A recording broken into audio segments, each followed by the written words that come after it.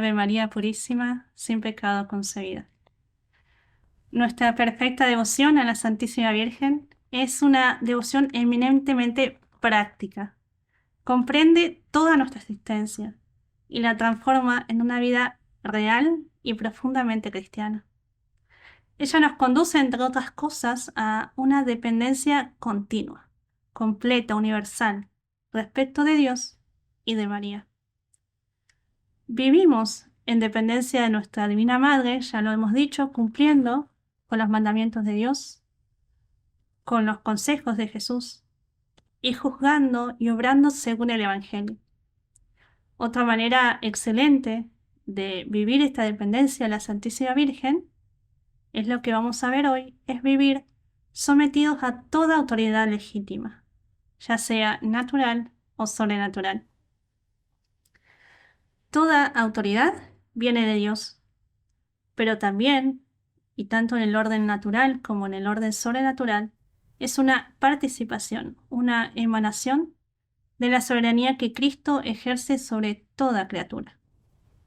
Por eso es indudable que nuestra Santísima Madre pide y exige que nosotros, sus esclavos e hijos de amor, que veamos en la persona de nuestros superiores la autoridad y el poder de Dios y de su Cristo. María es la reina del cielo. Es reina del cielo y reina de la tierra. Y ello con una realeza no puramente nominal, de nombre, sino una autoridad verdadera, aunque participada de la autoridad de Dios y de Cristo, y subordinada a ella.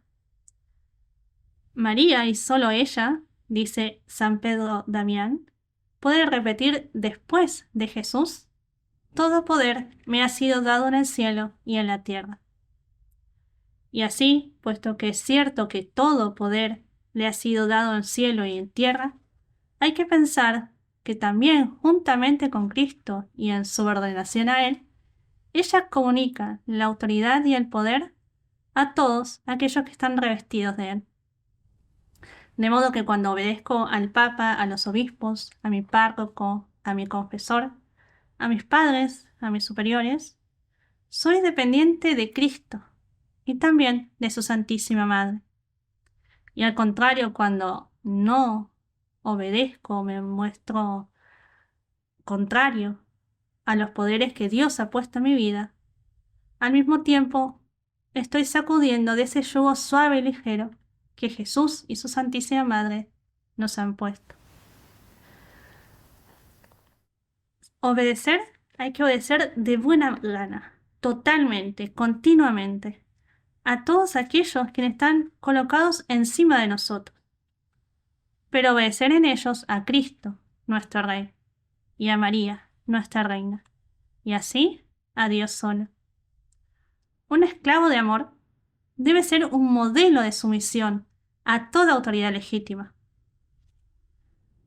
Nos someteremos, por tanto, a toda autoridad legítima, como dice San Pablo, todas las autoridades superiores. Por lo tanto, si queremos ser verdaderamente servidores de amor de Jesús y de María, nos es preciso estar sometidos a las autoridades superiores, pues no hay autoridad que no provenga de Dios, y las que existen por Dios han sido constituidas. De modo que quien se opone a la autoridad se rebela contra el orden establecido por Dios. Esto nos enseña San Pablo en la carta a los Romanos. Por eso, servidores, obreros, empleados, todos los que os encontráis bajo la autoridad de un amo o amo cualquiera, si queréis ser verdaderos esclavos de Nuestra Señora, obedeced a vuestros amos de este mundo con respeto y temor, con sencillez de corazón, como a Cristo y a Nuestra Señora misma, no por ser vistos como quien busca agradar a los hombres, lo cual sería degradante, sino como esclavos de Cristo y de María, que cumplen de corazón la voluntad de Dios, de buena gana, como quien sirve al Señor y a su Divina Madre, y no a los hombres, como nos vuelve a repetir San Pablo en su carta a los Efesios. Y nosotros, si queremos conducirnos como esclavos de Dios y de su gloriosísima Madre, tendremos que mostrarnos dependientes también de toda autoridad civil legítima. Tendremos que estar sometidos, como dice San Pedro, a toda autoridad humana a causa del Señor, sea el rey como soberano, sea los gobernantes como enviados. Esto es, como detentores subalternos de la autoridad, pues esta es la voluntad de Dios y de su Santísima Madre. Las autoridades civiles legítimas son ministros de Dios, son también ministros de María. Por lo tanto, cristianos, seamos sobrenaturales, verdaderos esclavos de Jesús y de María, en el cumplimiento de nuestros deberes cívicos, de estos deberes a veces tan poco atractivos y que parecen tan ajenos a nuestra santa esclavitud de Jesús y de María, pero en realidad están muy vinculados a ella. Por ejemplo, la obediencia a las leyes, el pago de los impuestos. Tenemos que integrar el cumplimiento de estos deberes a nuestra vida cristiana y en la práctica de nuestra santa y noble esclavitud. Debemos, sobre todo, ser sumisos a toda autoridad sobrenatural, religiosa y eclesiástica. En la carta a los Hebreos podemos leer: obedeced a quienes os dirigen, someteos a ellos, pues velan sobre vuestras almas, como quienes han de dar cuenta de ellas, para que lo hagan con alegría y no lamentándose, cosa que no os traería ventaja alguna. Una obediencia total, respetuosa, confiada a la autoridad episcopal, al clero parroquial, al propio confesor y director, a quienes en el detalle nos manifiestan, nos transmiten la voluntad y los deseos de Nuestra Señora. Y ahora veremos 4 cualidades que puede tener nuestra obediencia. ¿Cómo tenemos que obedecer a la autoridad y a nuestra Madre Santísima en ella?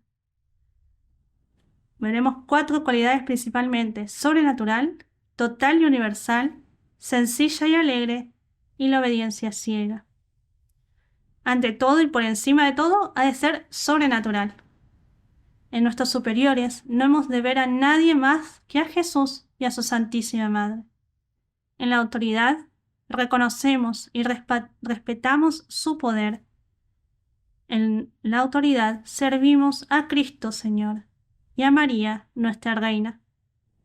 En nuestra dependencia no debe entrar en cuenta sus buenas o malas cualidades. No obedecemos porque quien manda es un hombre bueno, virtuoso. Ni tampoco debemos apartarnos de este espíritu de dependencia porque quien ejerce la autoridad no nos cae simpático, esté lleno de defectos o incluso sea culpable de malas acciones. Hay muchos que obedecen por simpatía natural, por afecto, amistad. Pero ¿qué va a pasar cuando se sustituyan estas personas? Al nuevo se le negará esta dependencia, esta sumisión, porque ya no es de nuestro agrado.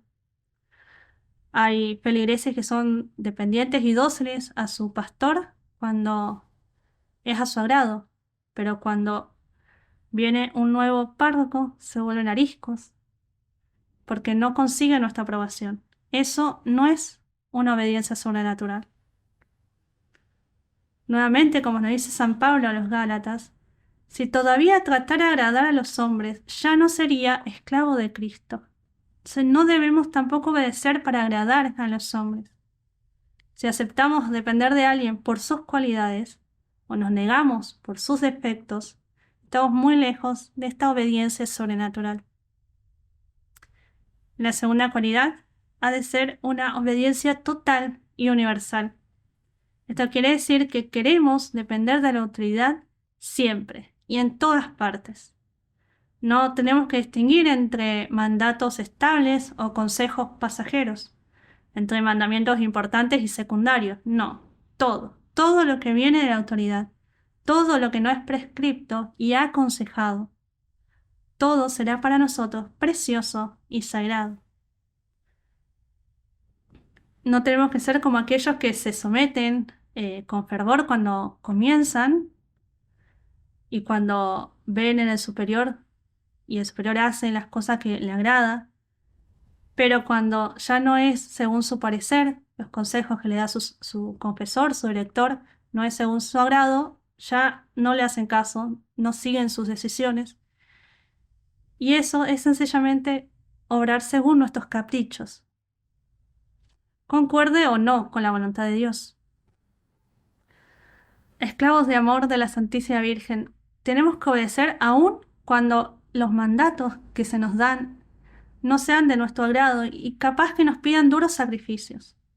Solo hay un caso en el que debemos negar nuestra sumisión, y es en cuando lo que nos fuese impuesto o pedido esté en contradicción con la ley de Dios, con los mandamientos de la Iglesia. Solo entonces tendremos el derecho y el deber de oponer a esta exigencia un no podemos, es imposible. La tercera cualidad de nuestra dependencia debe ser sencilla y alegre. Ante todo, no debemos quejarnos, lamentarnos cuando tenemos que obedecer. Es para nuestro propio bien. No debemos poner mala cara cuando lo que se nos pida no es según nuestro gusto, nuestra conveniencia. Son las decisiones de Jesús y de María. Han sido tomadas por su autoridad. Por eso, pensando en esto, basta para reprimir, rechazar todo descontento voluntario y aceptarlo todo con una sonrisa.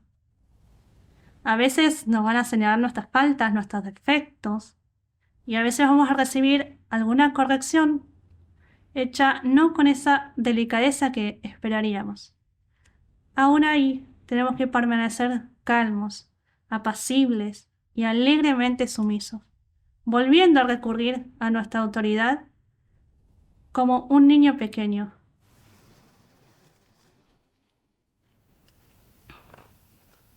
Queridos esclavos de Jesús y María, hay que ser no solo sumisos a las prescripciones imperativas, a los pedidos de la autoridad, sino también tenemos que ser dóciles a sus menores deseos. Incluso tenemos que intentar adivinar esos deseos. Eso es buscar obedecer de verdad. Es lo que hizo el mismo Jesús, que no debiendo como hijo de Dios obedecer a hombre alguno, voluntariamente se hizo obediente hasta la muerte y muerte de cruz. La cuarta cualidad que podemos ver es la obediencia ciega. Esta obediencia, al decir que ciega, es una sumisión de espíritu y de juicio. No debemos solo seguir de hecho en la práctica las directivas de la autoridad, sino que también debemos aceptar mentalmente y aprobar sus decisiones.